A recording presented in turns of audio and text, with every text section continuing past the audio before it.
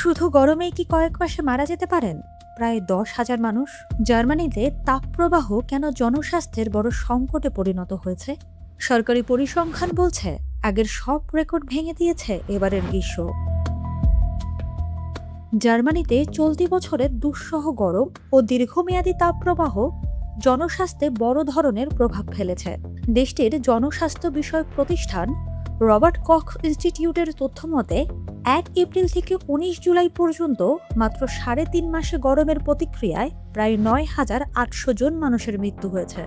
এটি দেশটির ইতিহাসে গ্রীষ্মকালীন তাপজনিত মৃত্যুর নতুন রেকর্ড হিসেবে বিবেচ্য। এর আগে 2016 সালের একই সময়ে নথিভুক্ত হয়েছিল সর্বোচ্চ 9,000 মৃত্যুর ঘটনা। এবার কেবল জুন মাসেই মারা গিয়েছেন প্রায় 5,100 জন। জার্মান আবহাওয়া দপ্তরের সূত্র মতে জুনের অর্ধেকের বেশি সময় দেশের বিভিন্ন এলাকায় তাপমাত্রা 40 থেকে 42 ডিগ্রি সেলসিয়াসের মধ্যে ছিল। রবার্ট কখ ইনস্টিটিউটের মতে 12 জুলাই পর্যন্ত মারা যান 7,900 জন। এরপর কেবল 6 দিনে 13 থেকে 19 জুলাইয়ের মধ্যে আরও 1,900 জনের মৃত্যু হয়েছে। মৃতদের বেশিরভাগই ছিলেন বয়স্ক এবং তারা হৃদরোগ, শ্বাসতন্ত্র বা কিডনি জটিলতায় ভুগছিলেন। অতিরিক্ত গরমে এসব রোগের অবক্ষয় হওয়ায় মৃত্যুর সংখ্যা বেড়েছে।